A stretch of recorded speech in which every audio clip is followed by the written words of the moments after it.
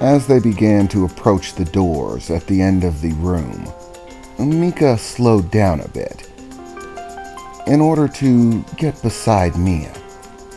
Hey Mia, are you actually serious about that deal?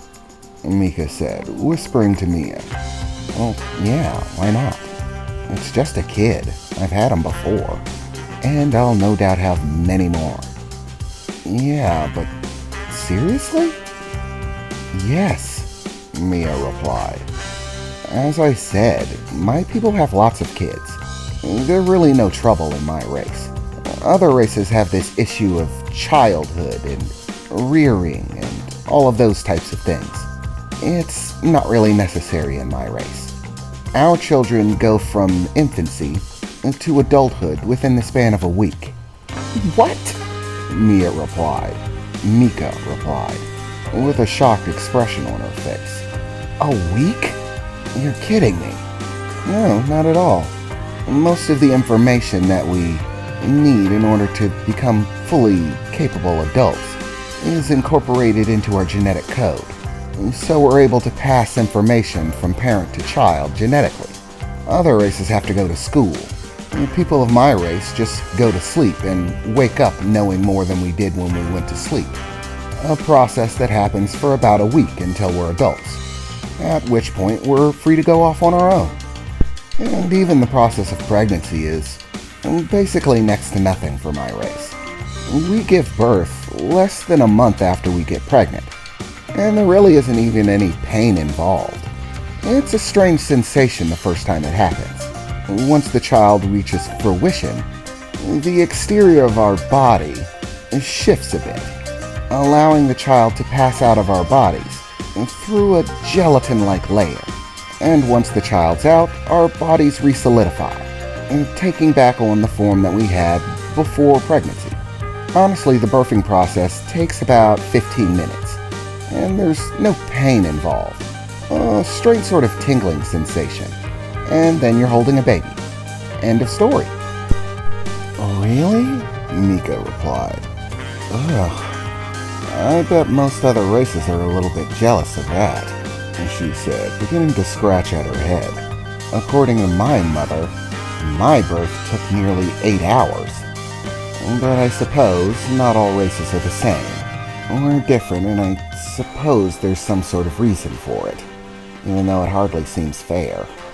Honestly, Mia replied, you guys are really the more lucky between the races, at least when it came to your homeworld and why you are the way you are. On my homeworld, the birthing process being simple, short, and even growing from adolescence to adulthood very rapidly is all simply a means of survival.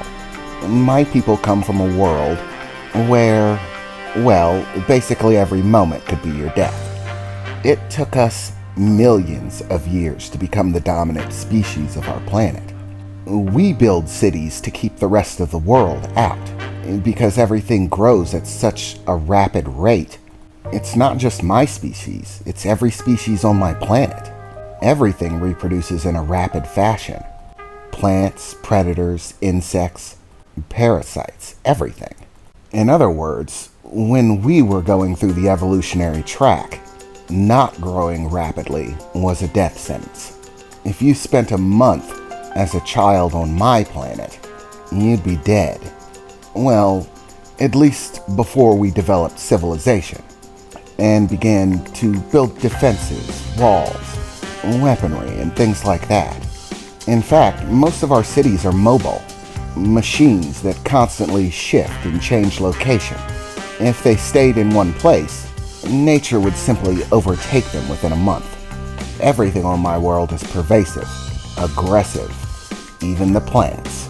You don't want to count how many generations of my people got gobbled up by monsters of any given sort and arrangement before we finally climbed our way up the totem pole of evolution to become the dominant race. And basically, what you call an advantage, I call millions of generations of suffering to achieve that ease. Well, I suppose I didn't really look at it like that, Mika replied as they passed through the doors, entering a room filled with robed individuals, and sitting on a large throne, an individual wearing a suit, reminiscent of the one seen in the statues, obviously made in its likeness, complete with a cane that sat beside the throne he was sitting on. And the next people in. Well, may I welcome you to the Church of the Dealer, he said as he stood up out of his chair, grabbing the cane beside him. I am Brother Jiris. It's nice to meet you. I am responsible for overseeing this chapter of the Church of the Dealer. So, my new friends, what might I ask you? What are you here for, basically? You're here to make a deal, obviously. The only question is what you want. Mika stepped forward out of the crew members. My name is Mika. These are my crew members. I'm here looking for someone. I have reason to believe that he may have dealt with the Brotherhood in order to negotiate for something. However, it's a particular interest to me myself that I find this individual. The person that I'm looking for goes by the name of Friedmont Derman. He's a captain of, was a captain of a pirate ship. I need to find him, and was hoping that would be something you could help me with. So you want to find someone. Well, whether or not we know about him is beside the point. The real question is what it's going to cost you to find him. Friedmont Derman did pass through here and bartered with us for a new ship in order to continue his work. But he did not barter with us to not give that information away. It just goes to show you, never be cheap when it comes to ensuring your own safety. It'll always bite you in the ass. The real question being, can you afford to find him? You see, currently Friedmont is working off his debt. The ship that he brought in for trade was nowhere near worth what he needed to continue his work as a pirate. So, he had to make some clever deals with us, do us some favors in order to cover the balance. And until such time as he has completed those tasks, we would be at a loss if we gave up his location or a means of finding him. And we don't do losses, so long as it's more profitable for us to keep his location secret. That's what we'll do. And he did have to make some heavy compromises in the deal. He owes us quite a bit. He did, after all, negotiate from us a Tier 3 combat-ready vessel. It was in fact the best we had. If we had had a Tier 4, he probably would have went for that one instead. Honestly, we didn't think he'd be capable of covering the balance. But in the process of checking whether he'd be capable of covering it, doing some tests, checking with some of our connections, should we call them, something rather interesting happened.